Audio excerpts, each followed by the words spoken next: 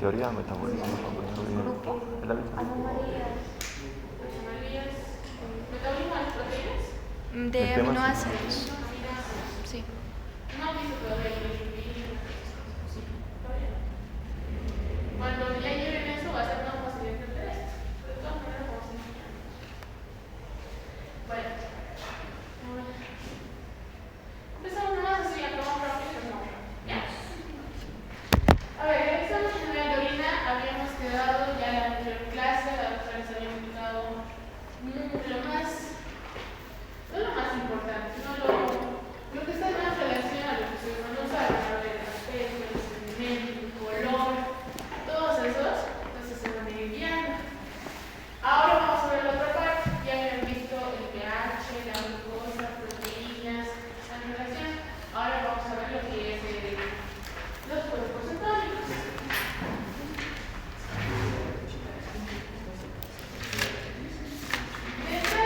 Las cetonas es lo que vamos a ver en la orina. Entonces, cuando está la presencia de los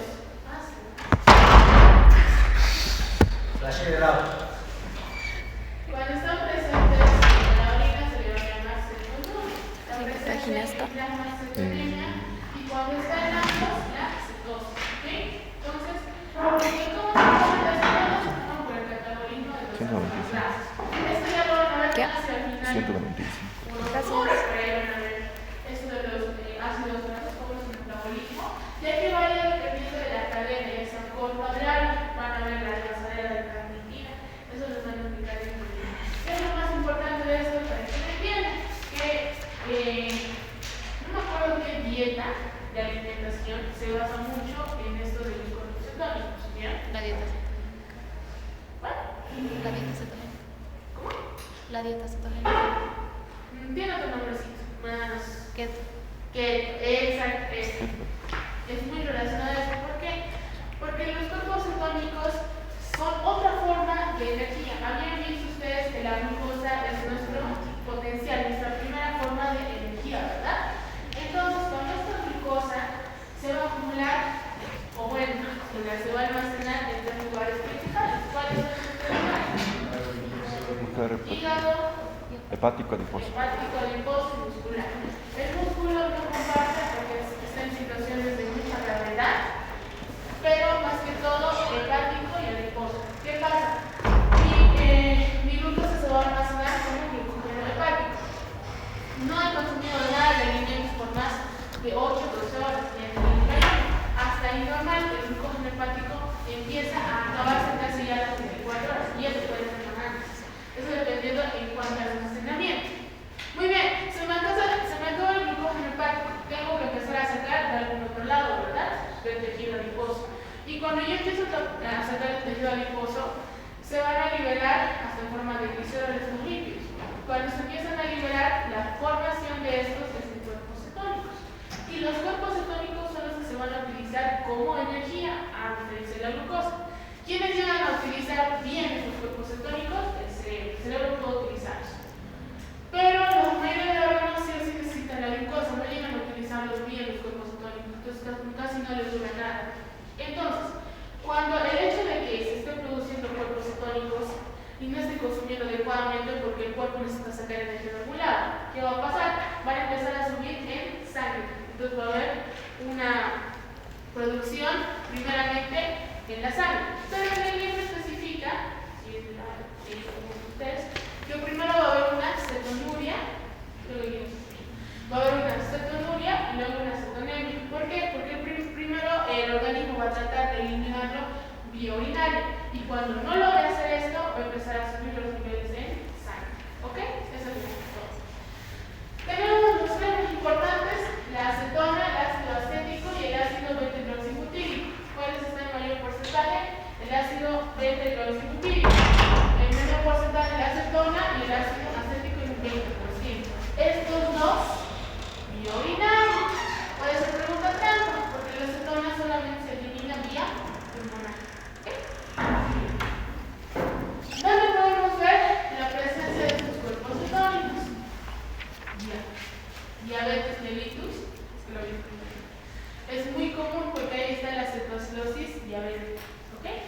Los vómitos intensos, bajo consumo de carbohidratos, claro que sí, porque si yo no estoy consumiendo carbohidratos y me voy a empezar a sacar, ¿de dónde?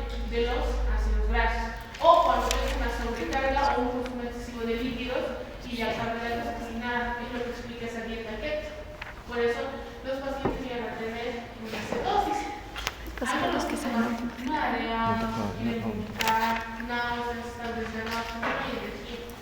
Y el ayuno prolongado, que es lo principal. Cuando vean el metabolismo de la glucosa, van a ver 4 palabras: glucogénesis, gluconeogénesis, glucogenólisis y la glucosis. Que de los cuerpos cetónicos, ¿por dónde se originan? ¿Por qué ruta? La gluconeogénesis. ¿Okay?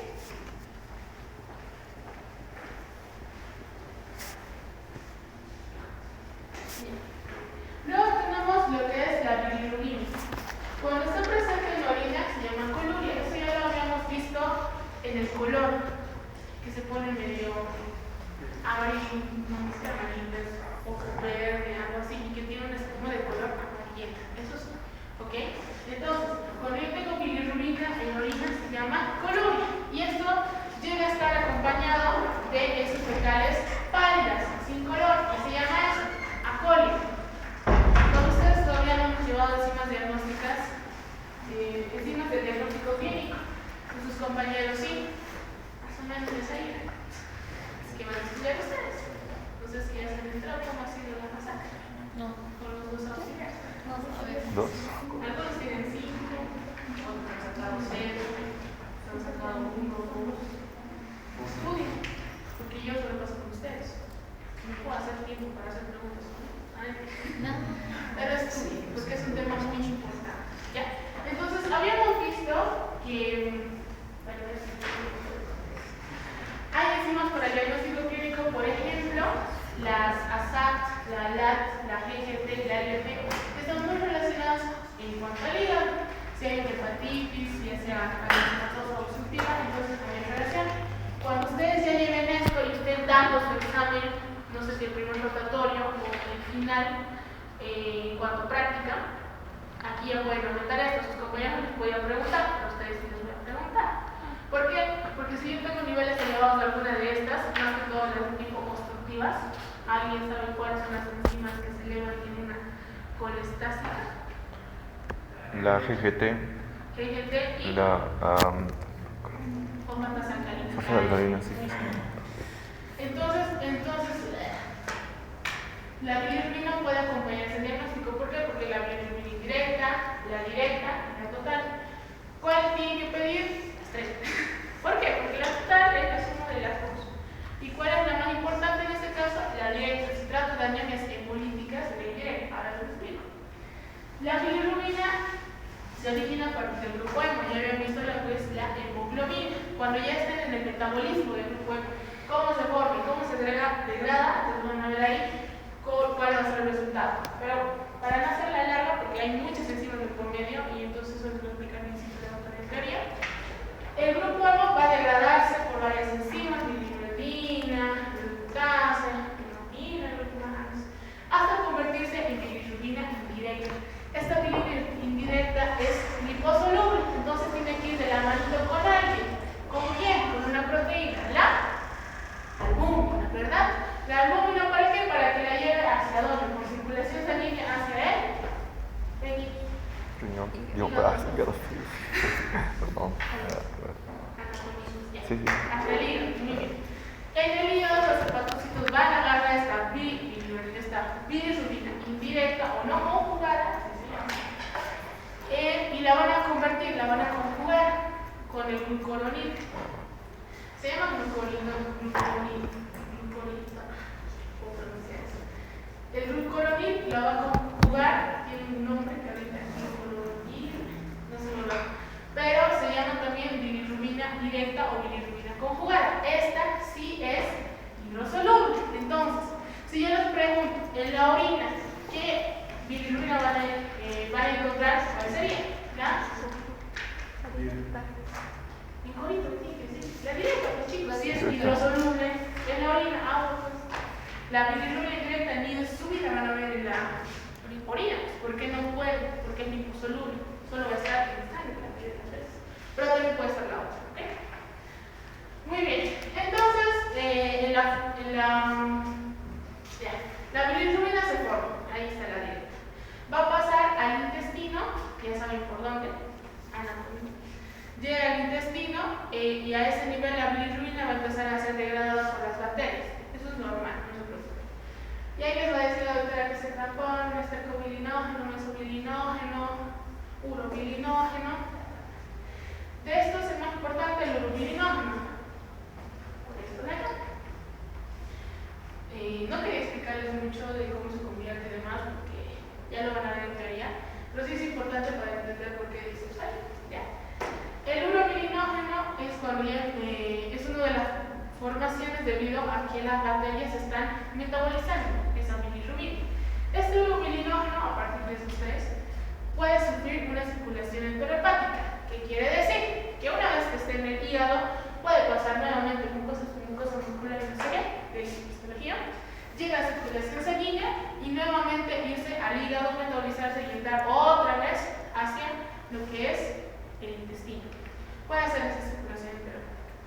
Otra, que el otro porcentaje del urobilinógeno por circulación sanguínea llega a los riñones y a nivel renal, este urobilinógeno se convierta en urobilina. Ese es el pigmento que le da el color al orina. El año pasado me preguntas de la doctora. Entonces, ¿dónde podemos encontrar la mayoría de las veces color? Hepatitis críticas agudas, inflamación del hígado, colestasis inducida por fármacos, también por litiasis de la vesícula, la bilirrubina positiva y un urobilinógeno positivo. Si yo tengo bilirrubina positiva en mi orina, pero me dicen que el urobilinógeno es negativo, entonces su origen ya llega a ser de bilirrubina directa, es decir, que la alteración no va a haber desde el proceso de cómo se metaboliza la bilirrubina, es decir, va a llegar, no hay una alteración ahí, pero si fuera el urobilinógeno positivo más, quiere decir que hay una alteración también en ese ciclo de metabolismo y está muy relacionado a las anemias hemolíticas. No se observa bilirrubina, entonces el urobilinógeno nos puede ayudar con eso. En los estudios médicos no creo que esté, pero es un buen dato. Segundo, la sangre en la orina. Esto está muy relacionado a la presencia de eritrocitos por obvias razones y también por la presencia de leucocitos, pero eso está aparte. De la sangre netamente eritrocitos. ¿Qué se llama la sangre? La presencia de orina en mantulla, ¿ok? Ya han visto que es un color rojizo. ¿Qué pasa? Esta sangre o hematuria puede presentarse en traumatismos del tracto urinario de la vía renal, ¿ok? También el uso de ciclofosfamida, anticoagulantes también. En el caso de utilizar estos fármacos es el hecho de dar el color, es decir, va a ser normal si el paciente está tomando eso, si no está tomando, no está tomando. Y sobre todo ejercicios excesivos. Pero si ustedes ven orina con sangre, tienen que pensar que ya hay una infección por ahí, hay un proceso inflamatorio, un proceso infeccioso o algún traumatismo del paciente. Entonces, siempre sospechen. Y la hematuria siempre está de la manito con la piuma, o bueno, con la presencia de leucocitos en orina. Otro caso, para las pacientes mujeres, si están en edad fértil y están presentando su periodo menstrual, también se puede combinar y ser una contaminación vaginal y debido a eso puede ser la presencia también de sangre.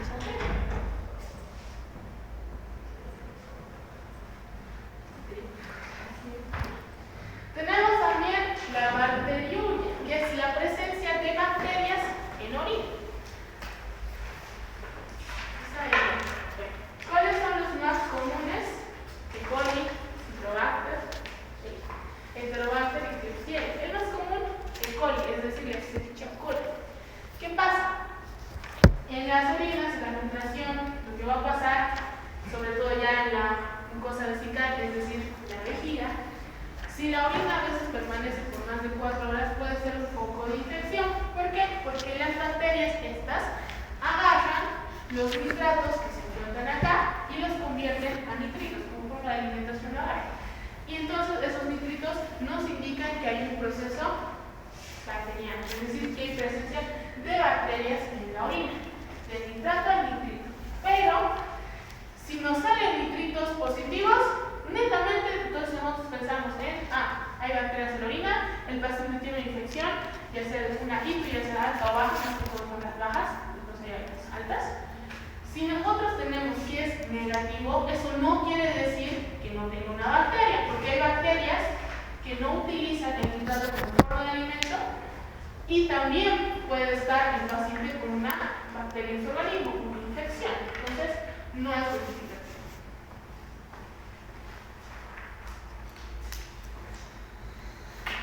Ok, la otra parte del examen general de orina era el examen del sedimento urinario.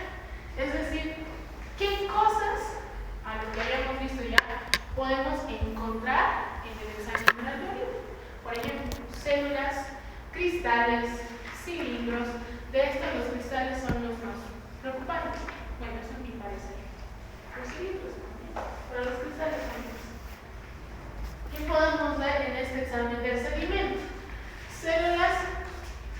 Ok, esa imagen no tiene nada que ver con la presentación. Decían, ya no puedo hacer esto, así que ni disculpas. Lo saqué de una diapositiva que ya tenía. Ya, entonces, aunque sea un poquito agua, pero usted no dice nada. Ok, las células epiteliales. Esto es muy histología. Y esto también me domino porque yo fui auxiliar el año pasado de esto. Algunos de nosotros no fueron alumnos. Pero ¿por qué lo comento? Porque es muy importante que sepan o recuerden un poquito de qué epitelios están a nivel del tracto urinario. ¿Okay? Me decían, bueno, me hace recuerdo un poco que a nivel del riñón, si te dan una placa de riñón donde hay glomérulo, ahí encuentran los 4 epitelios. Y eso era así. Ahora que no me acuerdo, eso es otra cosa. ¿Bien? Muy bien, células epiteliales, las 3 principales. Las tubulares, bueno, estas son las escamosas o pavimentosas y las de transición. Que si recordamos esto, era siempre, si era el aparato urinario, donde predominaba era el epitelio de transición. Muy bien, entonces, cuando yo vea la relación de las zonas epiteliales, presencia de estas, las tubulares, que son un poco más cilíndricas, también pueden ser cúbicas, de acuerdo a eso hay que contorno aproximar, contorno distal, las colectoras, pueden planas, no. Pero en estas pueden ocasionar 2. Frecuentes en pielonefritis y necrosis tubular aguda. Necrosis tubular, por esta razón, está en el túbulo.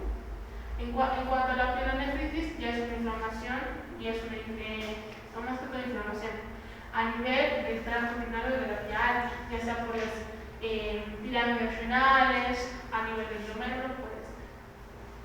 En el caso de transición y pavimentosas, muy relacionado a la uretra. En el caso del varón se divide en 3, ¿verdad? Entonces la que está más a lo proximal, la que está más a lo proximal en relación a la transición.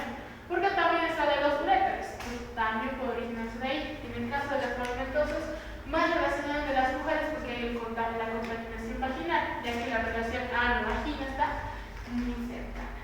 ¿Ok?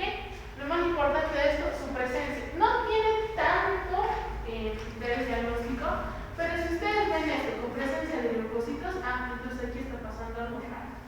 Siempre tiene, si no estoy mal en el examen general de orina, dicen, son los epiteliales en escasa cantidad. Muy bien, normal.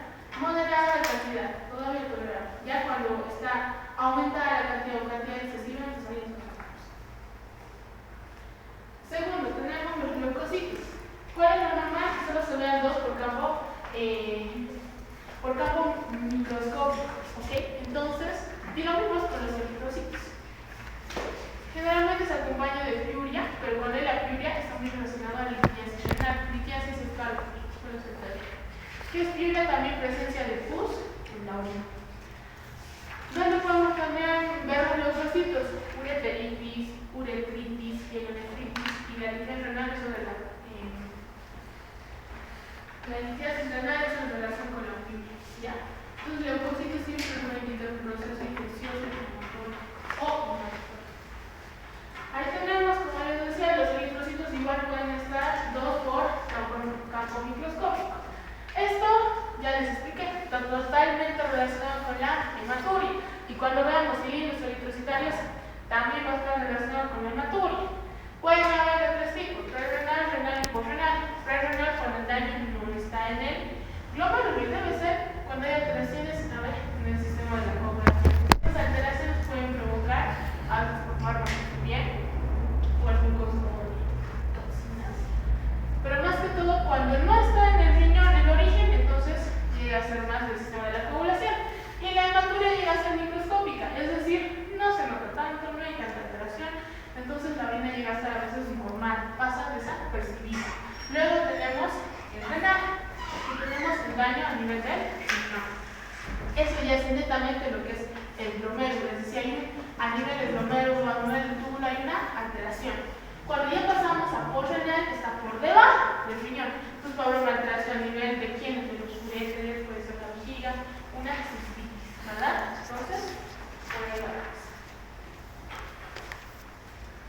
Luego tenemos los cilindros. Estos cilindros se forman por nitrificación o precipitación. La anterior clase les había comentado de esta proteína, ¿no? Tan cortado. Sirve a veces, bueno, no sirve. La mayoría de las veces los cilindros tienen su origen de y su molde son de los túbulos renales, por eso se ven como cilindros, porque los túbulos tienen esa forma. Si es que recuerdan un poquito de Eastman. Entonces, estos cilindros con esta nitrificación es que pasan de ser líquidos a ser un poco homogéneos. Y de precipitado ya los relaciono más bien como algo sólido, ¿ok? Entonces tenemos cilindros que pueden ser anchos, dilatados o atrofiados. Cuando ya tenemos esta relación puede indicar insuficiencia renal, ¿ok? Ahora, de estos cilindros tenemos nuestra clasificación. Tenemos los cilindros hialinos, y estos no indican una alteración, pueden estar presentes en todas las enfermedades renales que puedan haber, o a veces no, y puede ser normal. ¿Cuál es su origen más común? De esas proteínas tan forzadas, ¿ok? Los hialinos. Estos igual pueden ser hidratados o volverse otra cosa. Los eritrocitarios, ya habíamos visto en relación a lo que es sangre y eritrocitos en orina, ¿verdad? Estos pueden pasar a ser granulosos, son estos de aquí, y eso puede indicar enfermedad glomerular. Los otros, los leucocitarios, cilindros leucocitarios, se forman a partir de estos leucocitos más que todo, que indica procesos infecciosos inflamatorios. Si se han dado cuenta, lo eritrocítico se relaciona totalmente con hematuria y lo que habíamos visto antes, ¿no? Y los leucocitos también. Lo único que había visto de nuevo, hialinos y los granulosos. Por ejemplo, los granulosos se dan por la degeneración de cilindros. ¿Cuáles? Sobre todo los eritrocitarios. ¿Pueden surgir de los otros? Sí, pero el más común son los eritrocitarios. Indican enfermedad renal significativa. Entonces, sin problemas de cilindros. Sí, por favor. Luego tenemos los cilindros de células epiteliales. Entonces, ya les expliqué, ¿verdad? Relaciono. Esto es relacionar. Entonces, lo más básico de los cilindros, si me han entendido la primera parte, esto va a ser como repasar. Entonces tenemos necrosis tubular a nivel de los túbulos. ¿Qué podríamos encontrar? Los cilíndricos. ¿Qué puede pasar? Necrosis, alguna alteración a ese nivel, hasta necrosis tubulares.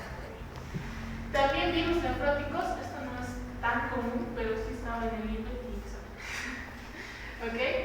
Tenemos también los serios, que son, miren, los eritrocitos, cilindros se pueden volver a granulosos y los granulosos se pueden volver serios. Esto, si el primero me decía que hay una infección activa, el otro me decía que la enfermedad renal ya es significativa, entonces en este caso va a ser una enfermedad renal crónica, es decir, pasan, si han visto primero el de primario, secundario, terciario, que ya lo significaría yo como algo crónico, es decir, más de 6 meses, el paciente ya tiene que tener algún tratamiento y tiene que tener cuidado porque esta presencia a veces es un mal diagnóstico. ¿Ya? Los gases.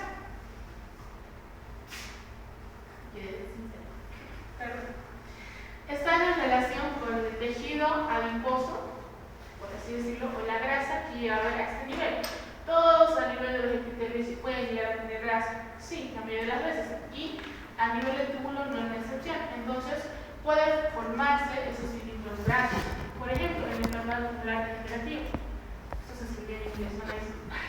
y la glomeruloesclerosis diabética. Sí, está en relación porque hay esto de lo que habíamos visto al inicio, lo que habíamos visto de los cuerpos cetónicos, entonces puede ser acompañado. ¿Sí?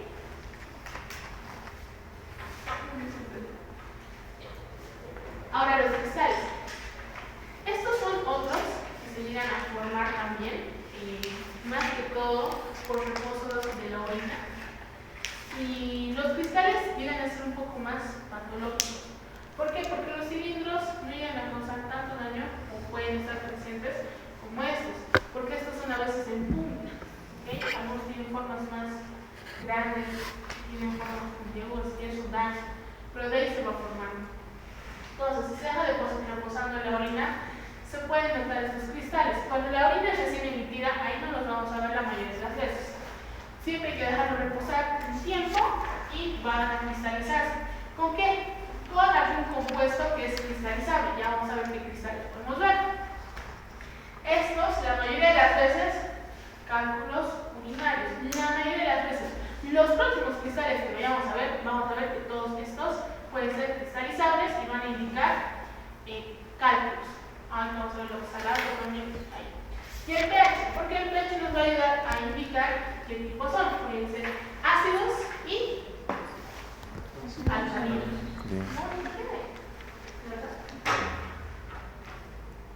Muy bien.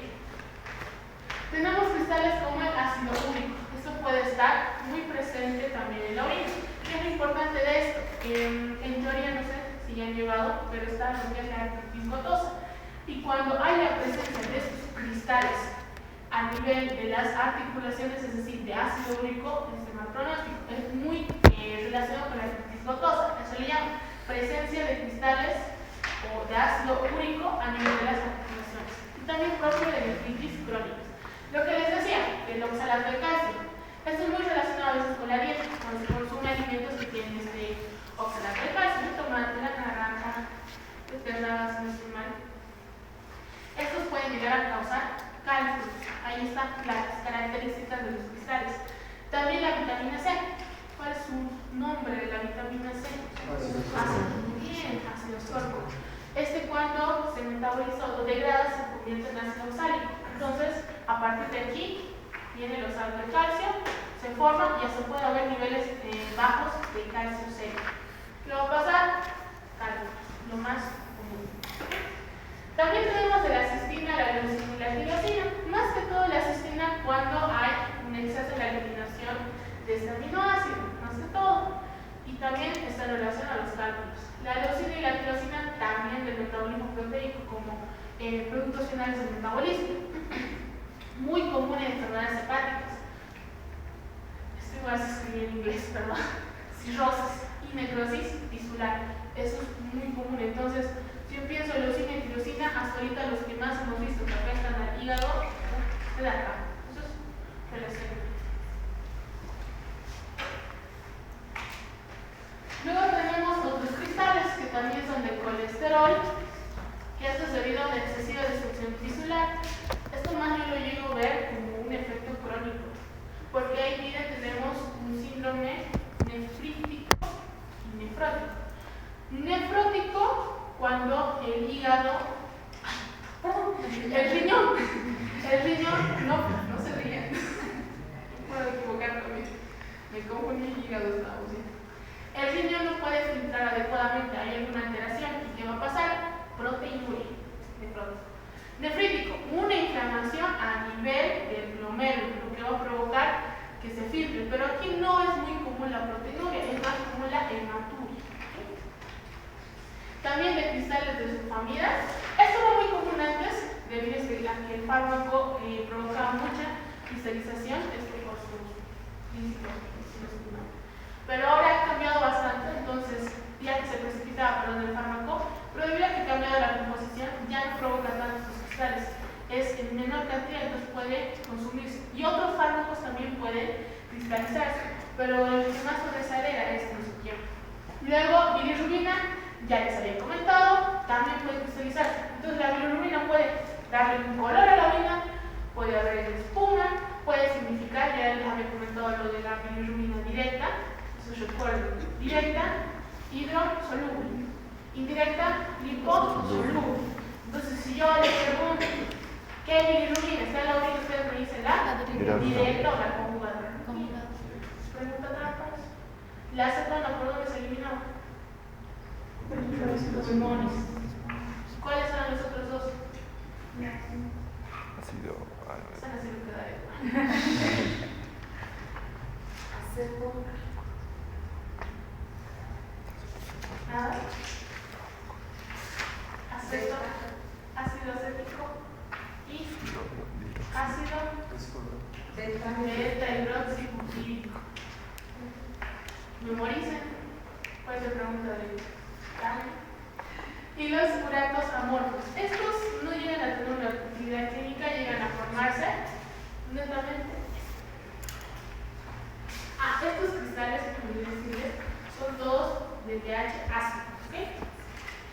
Y estos son los del pH alcalino. Si se dan cuenta en el organismo que va a haber más cantidad ácidos, ¿verdad? Por eso hay más procesos acidóticos. Los pacientes están en acidosis, ¿verdad? Ya han visto que el agua ambiente celular. Muy bien. Alcalinos también puede haber algunas alteraciones, pero llegan a ser mínimos. Por ejemplo, aquí 3, en el anterior creo que eran más de 5, ¿verdad? Relaciónenlo. Fosfato triple, fosfato triple, hipertrofia de próstata. Creo que hay un caso clínico en relación a esto. Anoten. Creo, no estoy segura, ya no me acuerdo. Luego las cistitis crónicas, entonces cuando ya son unas pielitis crónicas también. Y en los fosfatos amorfos están muy relacionados a los uratos amorfos, son parecidos, pero igual no tienen ninguna utilidad clínica. Y el fosfato de calcio también muy propio de las hipertrofias prostáticas. Entonces del próstata ya tengo 2.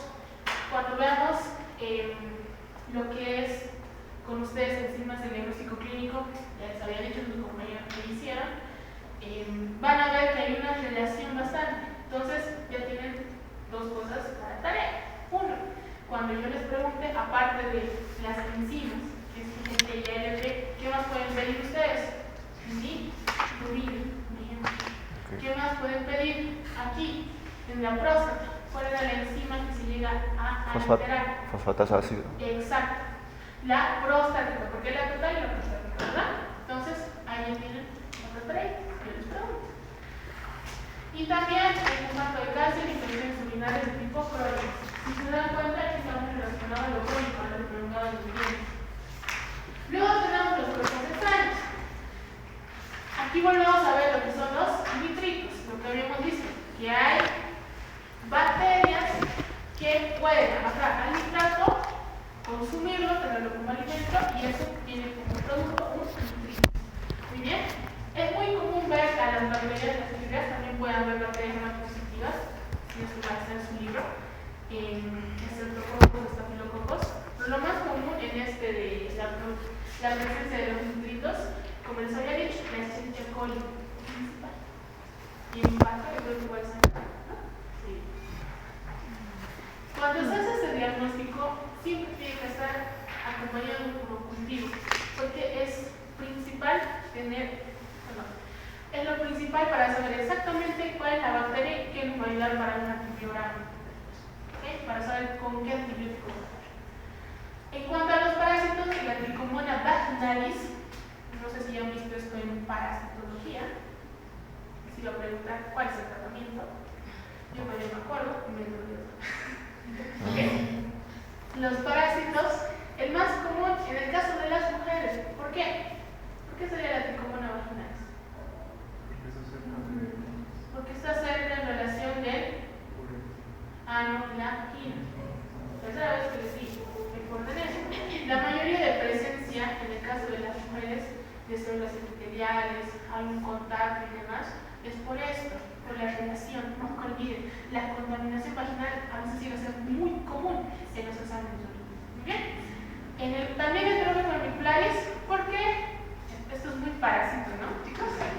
Enterobius es muy común en los niños. Recuerdo también que así como viene, así se va. O sea, sin avisar, también se va. Porque no llega a ser una infección tan grave. Hay algunos casos graves, claro que sí. Pero la mayoría de los casos, voy a dar un porcentaje, no voy a ayudar, voy a decir un 80%, llega a perderse. Entonces, con un tratamiento, en el caso de los síntomas, la sintomatología del paciente, netamente para eso se va a ir perdiendo. Pero como es el contacto de los niños, también puede haber esa relación. Y siempre bueno, a mí me da risa, porque es el chistosoma. Ustedes no lo han visto todavía. El chistosoma hematobium tiene otros dos, pero el chistosoma ahematobium, que es su clasificación neutral, sí está presente en el tracto urinario y sí puede causar una parasitosis. Siempre lo reíamos, chistosoma, ¿te acuerdas del chista, del chico? Así lo recordamos. Eso era el Pero antes de que continúe, sí, entonces, tricomona vaginalis en orina de mujer es contaminación vaginal. En orina de varón no. ¿Sí? Debe ser contaminación uretral, pero obviamente en orinas de varón. Enterovis cervicularis, pues ya lo dijo Raquel, es también contaminación fecal. No se olvide, todavía no han visto enterovis cervicularis. Lo vimos. Las hembras, ¿ya han visto? Sí. Y las hembras salen a depositar sus huevos justamente a la luz anal. Sí. Entonces la contaminación es muy fácil. Con relación al esquistosoma hematobium, es un parásito que vive en vías urinarias. ¿Sí? Entonces es enfermedad de vías urinarias. Ahí no hay contaminación. ¿Sí? Son huevos grandes, superculados, todo lo demás. ¿Sí? Que no quiero que lo confundan con esquistosoma japonicum, que ese sí vive en intestino, es un parásito intestinal. En cambio, hematobium es de vías urinarias. El chistosoma tiene 3 tipos, y el hematobium es el que relaciona el contacto. Luego tenemos los hongos. ¿Cuál es el más común? Ustedes ya conocen, Candida albicans. Ese es el más común. Y es muy en pacientes inmunodeprimidos, es decir, que tienen, por ejemplo, VIH, es muy común que tengan este tipo de infecciones de este hongo. Y también en pacientes diabéticos, ¿okay? Es muy común. Entonces, siempre relacionen. Luego los espermatozoides, más que todo en los varones para ver, eso más en exámenes para ver la fertilidad del paciente, pero ¿qué es lo importante para nosotros? El aspecto médico-legal. ¿Qué pasa?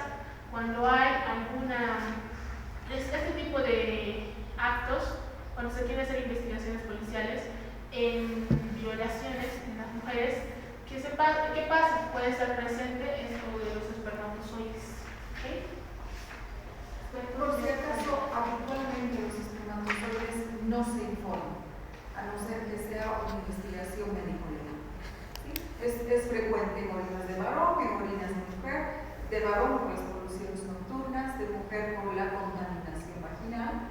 Entonces, pero éticamente no se informa. Se los observa, pero no se informa. Y el más importante, que es son pruebas para ver sobre todo la función de la creatina. Esto de la depuración de creatinina endógena. ¿Okay? Si recordamos, creo que se han visto el metabolismo de la creatina en realidad. ¿Dónde no? Cuando vean la depuración de creatinina, recordemos, la urea puede reabsorberse a nivel de tubo. Puede estar entonces. Pero la creatinina no se reabsorbe, entonces la proporción que se consume, la que se tiene, va a ser la misma que la que se elimina por orina. ¿Okay? Entonces es muy importante. ¿Qué quiere decir CFG? Es como decir también depuración de creatinina endógena, pero significa caudal de filtrado glomerular. ¿Cómo lo obtengo? Con 3 cositas. Uno, en la U vamos a utilizarlo como creatinina urinaria, medida en miligramos por decilitro, es decir, la creatinina que está en orina. ¿Les van a dar en el caso? Sí, para que saquen les va a dar práctica. El AB, caudal de excreción urinaria por ml por minuto. Traducido, volumen urinario. ¿Okay? ¿Cuánto está orinando el paciente? Pero en mililitros por minuto hay que hacer un cálculo. Sí, exacto. Entonces tenemos el volumen en 24 horas, por eso es súper importante recolectar el volumen en 24 horas. Entonces, no sé, voy a inventar dar un valor que el volumen sea de 600 mililitros en 24 horas. En 24 horas.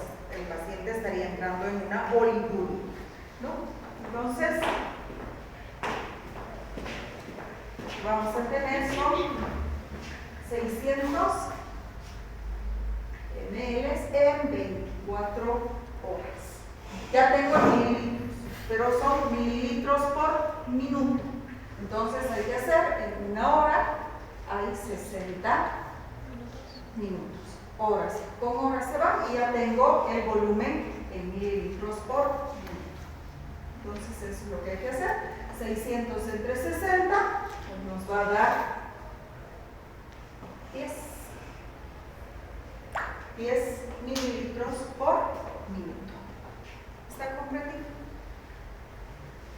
Simplemente con el valor del volumen de orina que les han dado. Es muy importante esto porque, si no me recuerdo, en los casos clínicos no les van a dar siempre 24 horas. Por ahí les dan 17 horas con 25 minutos, 15 horas con tantos minutos. Entonces ustedes tienen que agarrar, convertirlo esas horas en minutos y sumar la parte de los minutos que estaba diciendo el caso clínico. Eso es la información. ¿Okay? El valor de referencia de 70 a 130 miligramos por mililitro. Y por último, el valor de P significa la creatinina, pero plasmática, la célula. ¿Bien? Se mide de igual manera. Para que no se confundan, es como simplificar miligramo por decilitro por miligramo por decilitro y así ya les va a salir cuánto es. Muy bien. Entonces, ¿para qué nos sirve más que todo este índice, esta depuración de creatinina? Como les comentaba, para saber netamente cómo es la función renal, sobre todo a nivel del glomérulo. El índice del filtrado glomerular está muy relacionado para saber cuántas nefronas funcionales hay. Nos ayuda bastante. Por ejemplo, si me dice que está bajo, entonces quiere decir que hay un daño a nivel glomerular. Nos dice que hay una insuficiencia. Eso no está bien. Y eso está relacionado porque si está bajo, ¿dónde va a estar aumentado? En seringa, sangre. Y en orina va a estar disminuido. Por eso va a estar el valor bajo. Tengan esa relación. Porque a veces sí los valores ustedes pueden decir, la creatinina urinaria está baja, pero la seringa está muy alta. Entonces ya van a tener una idea de cómo va a salir ese cálculo del índice. ¿Okay? Solo hay un error en la diapositiva, en las unidades. El caudal de filtración glomerular es en mililitros por minuto, no son en miligramos por mililitro. Son en mililitros por minuto. Sí. Pero miligramos por decilitro se simplifica con miligramos por decilitro y queda en mililitros por minuto. Finalmente tenemos otras pruebas que ¿Perdón? Está en el libro, sí.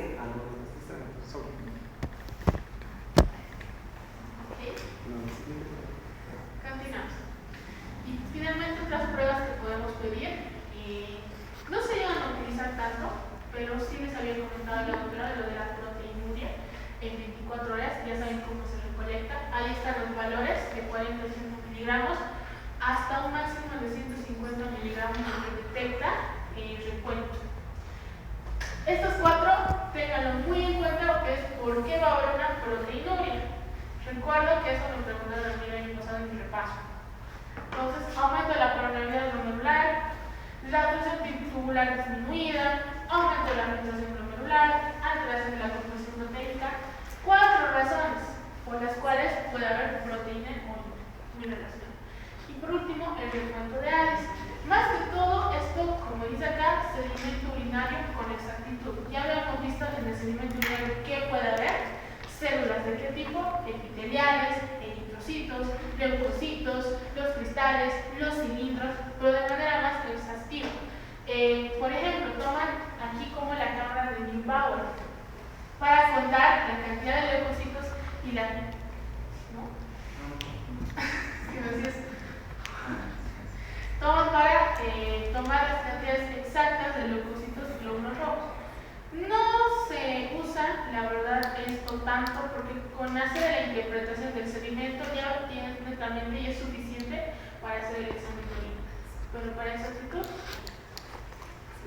Es la misma cámara contaglóbulos en la que se cuentan los eritrocitos, los leucocitos en sangre, la misma.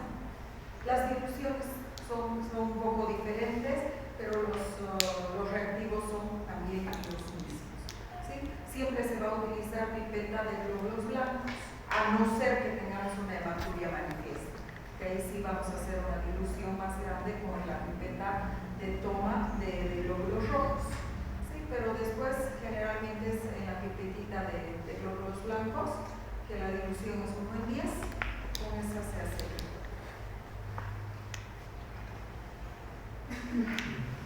¿Dudas?